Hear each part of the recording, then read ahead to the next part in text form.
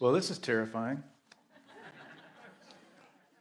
I've never stood on a stage without being behind a guitar. This is weird. Can I borrow do you mind if I just... You guys were great, by the way. Oh, boy. So the topic I was given was something about being born for these times. And I looked at it and said, I'm not going to touch that with a 10-foot pole. I don't have that in me. What I do have in me, though, is to talk to you about my spiritual journey and where I find myself at this moment. This is going to be a Mary Oliver day. I can't believe that you picked a Mary Oliver poem. She's my favorite. At home, I have an altar, a little altar with a Buddha on it. And then above the Buddha on the wall, there's a picture of Mingyur Rinpoche, who's my teacher from Nepal. And next to him, there's a picture of Martin Luther King Jr., and then there's a picture of Gandhi, and then there's a picture of His Holiness the Dalai Lama, and then on the very top is Mary Oliver and her dog, Percy, because that's how I roll, I guess. So Percy, by Mary Oliver, our new dog named for the beloved poet, ate a book which unfortunately we had left unguarded. Fortunately, it was the Bhagavad Gita, of which many copies are available. Every day now, as Percy grows into the beauty of his life, we touch his wild, curly head and say, "Oh, wisest of little dogs." So the thing I'm going to talk about today is called Leaning into Discomfort. This is going to be fun. Leaning into Discomfort and Mystery. A little about me. I was born not very far from here, just in Grand Rapids. I grew up in a little town called Casnovia, a little farm town. I grew up in what I would probably call the spiritual tradition of extreme evangelicalism. My people spoke in tongues and healed people with hands and cast out devils. It was wild. I grew up with a penchant toward belief. I always leaned toward belief. In fact, when I was a kid, they took us to go see a pair of faith healers, Charles and Frances Hunter. It was like a dynamic duo, a married couple. And at the end of the service, they had everybody line up, and they were going around praying for people, and they'd say, like, "Hallelujah," and they'd smack you on the head, and people would fall down, right? So, sorry, I can't walk around because of TV. Yeah, geez. So they got to me in line. I was just little. I was probably 7 or 8 years old, and the lady did her prayer over me and shoved me down, right? Well, I got back up and got in line again. And she got to me and she said, "Honey, I just prayed for you." I said, "I know, and you knocked me down. Let's do it again, and I want God to do it this time." I was rooting for her. I wasn't like being a jerk. I was like, let's do it, you know what I mean? I want the real thing. Like, let's go. So yeah, they ushered me out of line, and that was kind of the way that went. I'm a recovering alcoholic. I've got 9 years sober. Yeah. I'm old enough to know now that when I say that and you guys clap, you're really clapping for my friends and family that don't have to deal with alcoholic me. Like, that's fine. Early in my recovery, I was also diagnosed with ADHD in my 40s, early 40s. That helped me fill in some gaps about behavior and why my addiction was the way it was.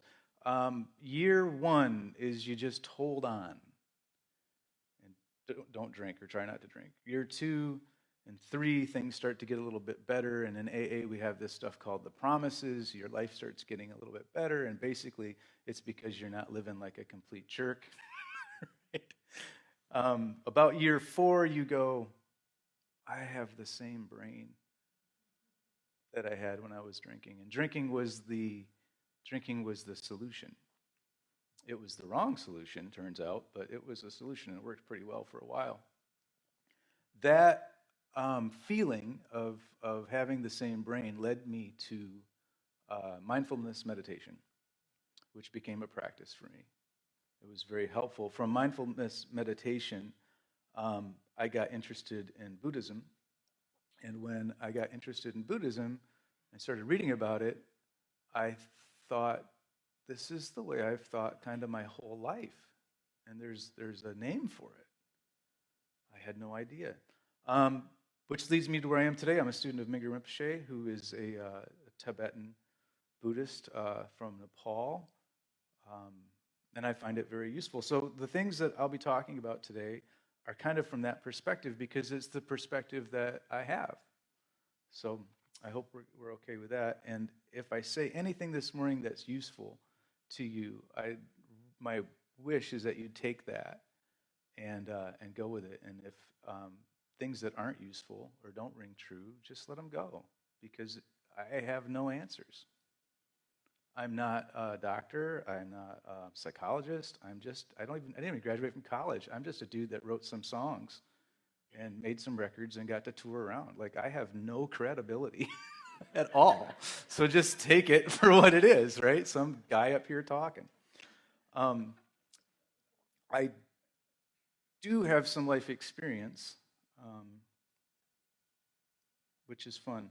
So the first thing that I'm going to say is this great quote from Pema Chodron. And she's a Buddhist nun who runs a place called Gempo Abbey up in Nova Scotia, and she's an author. And she's written these great books with these wonderful titles. These really, they're going to uplift you like crazy. Like one's called The Places That Scare You. The Wisdom of No Escape. How about that for a bestseller, right? When Things Fall Apart. And Welcoming the Unwelcome. Oh gosh, Pema, you got to work on your titles. She said, everything that ends also has a beginning. Everything that ends is also the beginning of something else. Pain is not a punishment, and pleasure is not a reward. Well, that's about the exact opposite of the way I was raised. Right? I was raised that you do something good, you get the reward. You do something bad, you get punished. The comedian Chris Rock said that sooner or later, life's going to punch you in the face. And I've certainly found that to be true. When life does punch you in the face, that's kind of the space we're going to be navigating for the next couple minutes. According to the IRI marketplace, the self-care industry is a $450 billion market. That tells me there's a lot of suffering in the world. That tells me there's a lot of discontent in the world.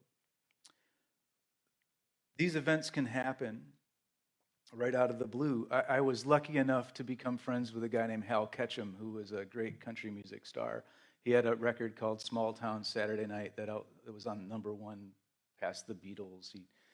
He was something else. And he toured on that record for, I think, 2 or 3 years. He told me the story that he got home to Nashville after 2 or 3 years, and he was living the best life, and he had the hit, and he's working on another record, and all this stuff's going great, and it's Christmas time, and he brings his wife to dinner, and he says, baby, what do you want for Christmas? And she says, I want a divorce.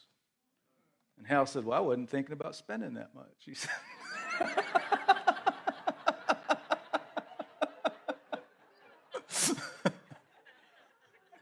but right out of the blue, right? You finally make it. Things are going great. The rug gets pulled out from under you.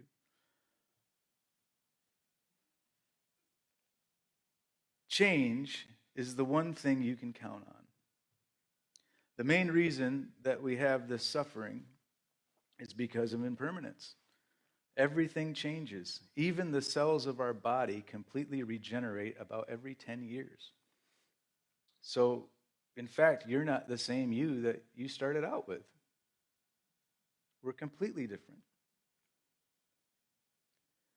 Sharon Salzberg, who's a wonderful meditation teacher, said that we long for permanence, but everything in the known universe is transient. That's a fact, and one that we fight. So not all suffering is created equal. There's a Sanskrit word, when Buddha said that life is suffering, the Sanskrit word is dukkha. And it's often translated as suffering, but really they say that it means that discontentment. that feeling that something isn't quite right, that there's a little bit of sand in the oyster, you know. It's the sand that makes the pearl, but there's that little bit of something. Then there's this other kind of suffering. It's that dark night of the soul.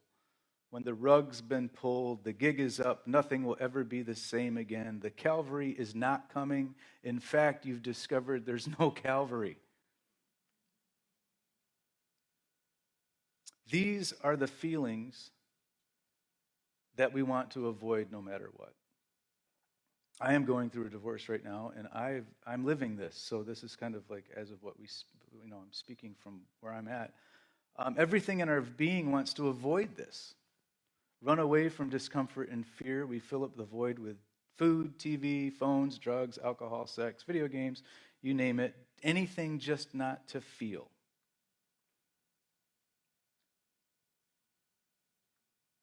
It's nothing to feel bad about. It's our natural human response. It's our fight or flight.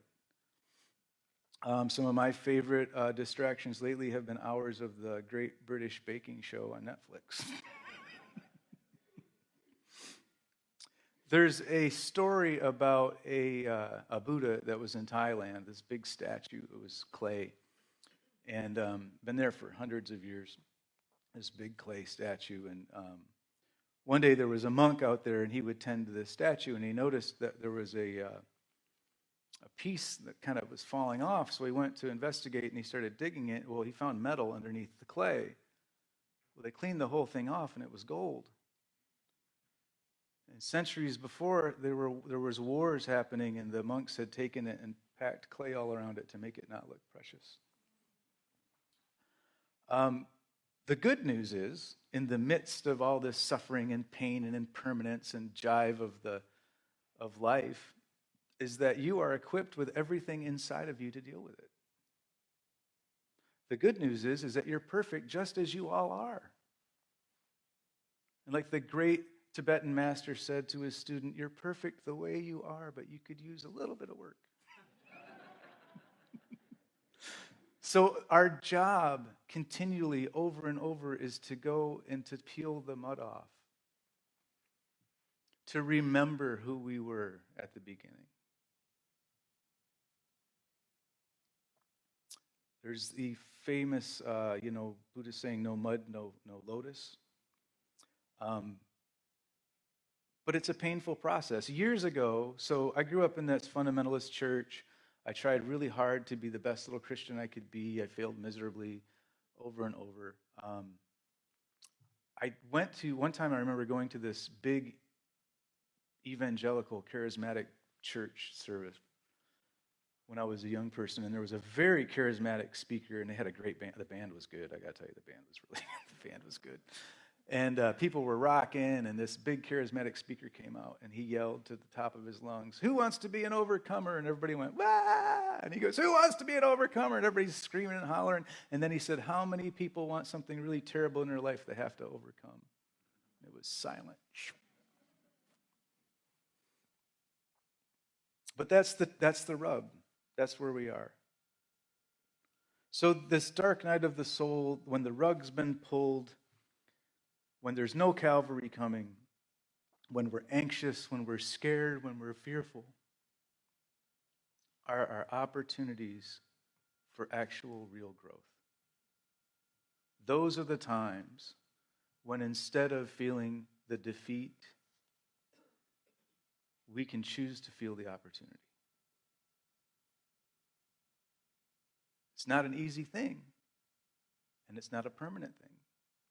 But it can be just for a moment, just to find that gap, just to find that little space where we can be with what is happening without judgment, just the way it is.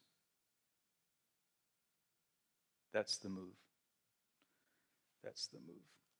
Father Gregory Boyle, who wrote Tattoos on the Heart,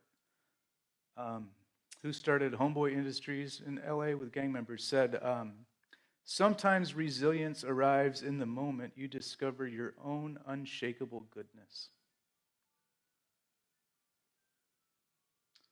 He also said terror melting into wonder and then slipping into peace.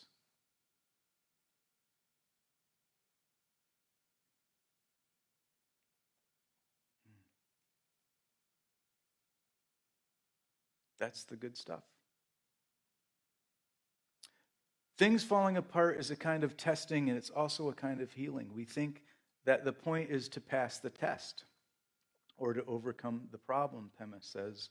But the truth is that things don't really get solved. They come together, they fall apart, they come together again, they fall apart again. It's just like that. The healing comes from the letting there be room for all of this to happen. Room for the grief, room for relief, for misery, and for joy. So in my life, lately, in my meditation practice, there's two parts to it. There's the formal thing in the morning when I try to do my 15, 20 minutes. But there's also what my teacher says, many short times, many times throughout the day. And it's in those little moments that I find that we can, with grace and gentleness, start to welcome those parts of our lives that we feel unwelcome. We can start to have tea with the fear, or have a little bit of tea with the anxiety, or have a little bit of moment of welcoming those feelings that are uncomfortable. Without judgment, without shame, just that moment of saying, oh, I know you. I know you, fear. I know you, anxiety. So in Japan, after World War II, they would find these soldiers on these remote islands that didn't know the war was over. And instead of just walking up to the guys and saying, hey, it's been done for about 5 years, they would get a person of high command, and he would put on a uniform. And they would go to those people, and they would relieve them of their command. They would thank them for the great job that they did. That's the same way that we need to deal with our anxiety, with our fear, with our depression. These things have come up as these protection mechanisms that we've created. And they were useful. They're very useful. But sometimes they're not useful anymore. So we need to give them the same amount of love and dignity and respect, and put on our uniform and relieve them of their command. The rub is that it's not a one-time thing, right? It's that we keep revisiting these things over and over and over throughout our lives. But they get a little bit easier, a little bit easier, a little bit easier each time that we do that. Each time that we spend that time with anxiety, then anxiety comes and we go, oh, I know you. Each time we spend a little time with that fear, oh, I know you. Two Dogs, who's like my second dad, who's a native guy, he would always say, if you want to get to know me, you got to spend time with me, he'd say. He'd say it's the same way with them spirits. You want to get to know them, you got to spend time with them. If you want to get to know your mind, if you want to get to know who you are, you have to spend time with it.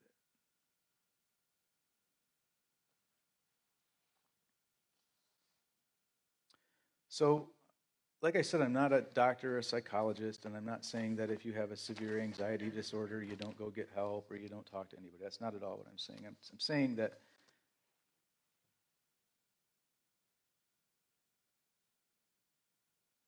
we have opportunities in these moments to get to know ourselves, to relinquish our love of catastrophic thinking, to realize that, like all things, fear and anxiety and depression come together They are there for a moment, and then they go away. That's what our meditation teaches us. That like all things, like relationships, they come together, they blossom, they end. Like our seasons, they come together, they blossom, they end. Like our thoughts, they come together, they blossom, they end. I think goofy crap. I don't know, am I the only one? You know, like I could be up here thinking about squirrels. Right? Where did that thought come from? I just thought it was a squirrel. It comes and it goes and it ends. Right? The more we sit with these things, the more we sit with anxiety, the more we sit with fear, the more we sit with our depression, the more we sit with these things, the more we see the transient nature of what they really are.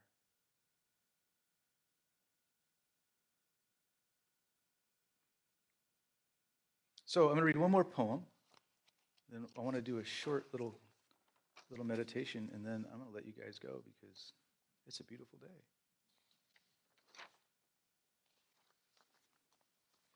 Another Mary Oliver poem. You do not have to be good.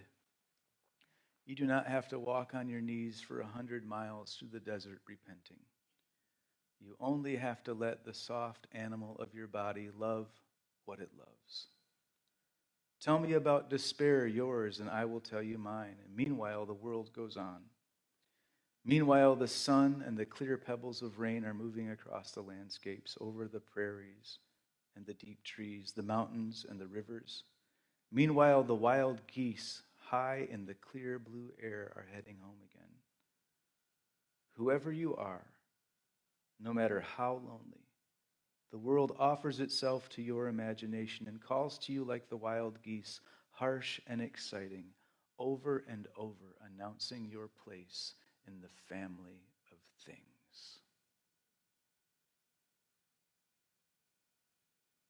Let's just take just a minute. We'll just do a real quick little meditation.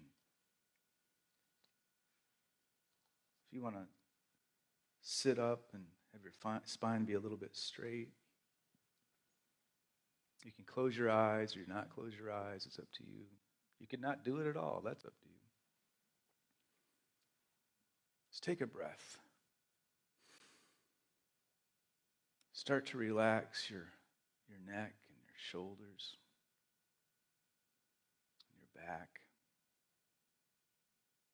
Relax your lower back and your thighs and your knees. Relax your feet. Relax your toes. Feel your feet planted on the earth, rooted.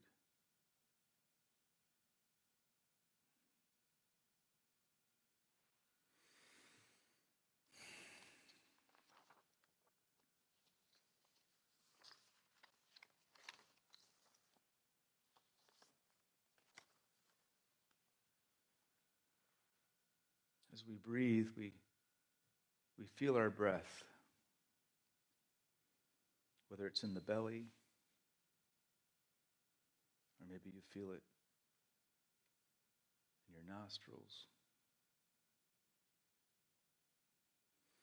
We don't try to alter our breath. We just breathe naturally and just be aware of our breathing.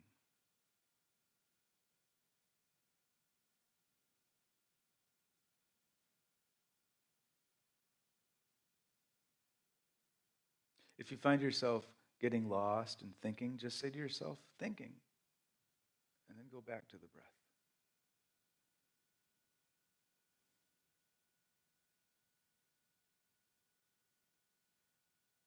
And as we sit here, we hold the tension of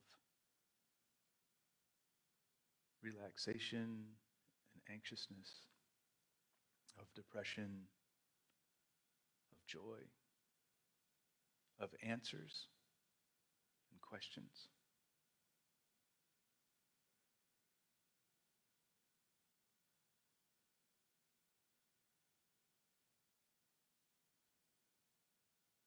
And it's all okay.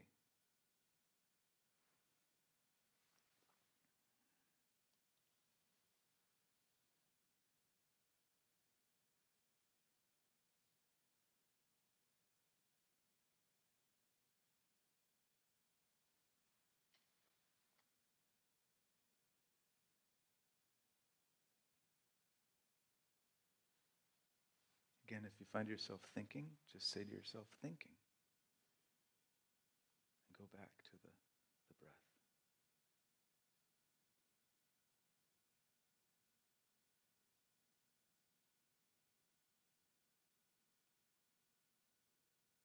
If you find a feeling come up like anxiousness, just say, hi, anxiousness.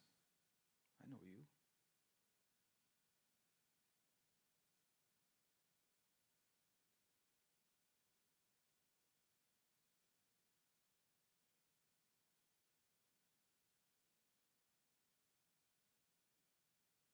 No judgment.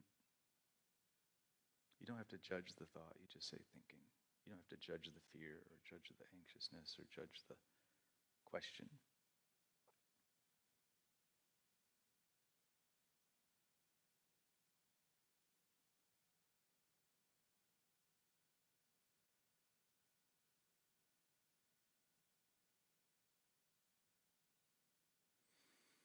Take one more deep breath. Open your eyes and come back to the world. That's it. That's the practice. There's no judgment. There's no answer. There's really not even any real meditation. Just being aware. Just feeling the feelings. Then if it gets too overwhelming, you take a break. You hit that baking show on Netflix. You doom scroll kittens on your phone. You go for a run. But I think that if anything is going to get better on a global scale, things got to get better here. We have to start to be comfortable with who we are.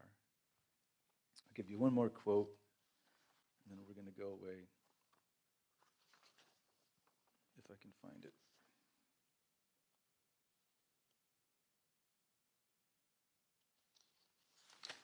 Sharon Salzberg again said that you can search throughout the entire universe for someone who is more deserving of your love and affection than you are yourself.